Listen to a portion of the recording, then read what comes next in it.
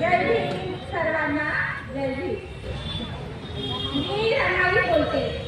एक पाठी नाटकाचे नाव आहे मी रमाई बोलते. विदेशातून आले, मोठी पदवी घेऊन आले, मान माझं खर्चून गेलं आणि सगळा डंका वाजत होता बाबासाहेबांचा विजय असो, भीमराव आंबेडकरांचा विजय असो. सगळ्या थोडा पाटाने मन माझं भरून आलं आणि मी इच्छा शांत शब्द झाले. त्यानंतर मामांची असते तर मामांची छाती उंचावून मानाने भरून आली असती. अशा परिस्थितीत मला काही सुचत नव्हते. साहेबांच्या सत्कारासाठी तर जायचं, पण जाण्यासाठी साहेबांची बायको आणि फाटक्या डोळ्यात कशी जाणार. मग मला एक पेटी आठवली. त्या पेटीत पाहतो तर एक कोल्हापूरच्या शाहू महाराजांनी दिलेला जरीचा फेटा होता. मी तो फेटा घातला आणि साहेबांच्या स्वागतासाठी गेले आणि सारा जनसमुदाय तिथे पाहत होता आणि मी तिच्या एका कोपऱ्यापासून आडोशाला बसली. पण साहेबांच्या चेहऱ्यावर आनंद पण एवढ्या गर्दी साहेबांची नजर रामूवर गेली आणि साहेबांचे डोळे पाणावले. मी ढसाढसा रडत होते.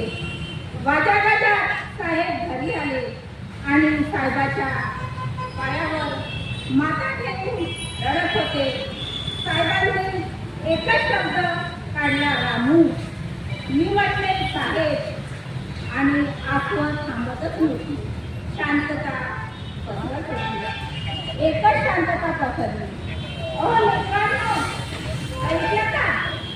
मी रमाई, माझी चार मुलं माझ्या मांडीवरती जीव सोडून गेली. माझी चार मुलं, रमेश, गंगाधर, इंदू, राजरत्नाची आई, मी, तुमची रमाई, साहेबाची रामू आणि सगळ्यांची मी रमाई भीमराव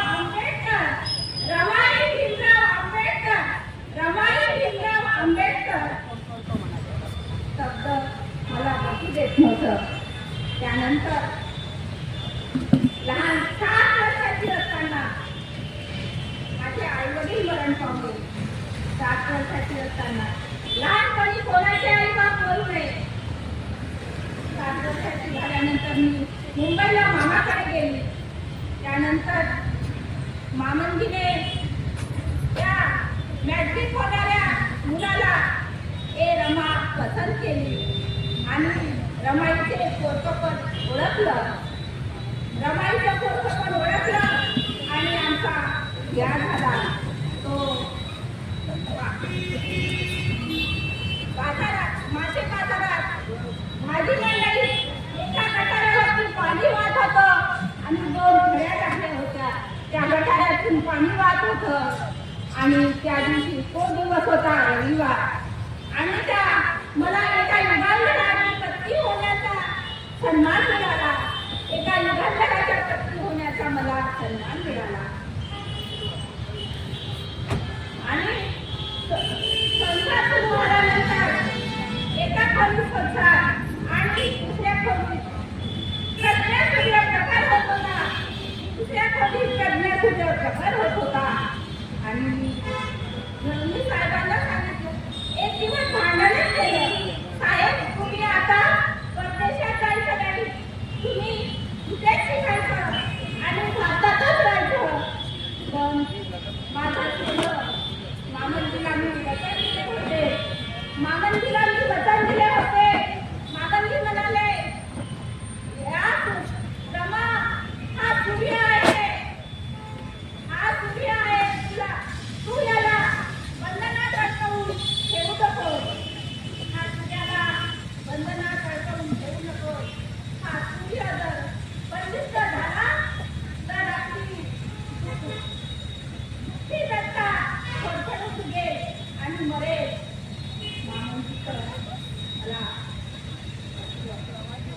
नंतर त्यांनी गंगाधर साहेब मग मी मोठ्या आनंदाने आणि अंतर्मनाने आवाज धरला आणि आनंदाने साहेबाला परदेशात जाण्याची परवानगी दिली. साहेब परदेशात गेले.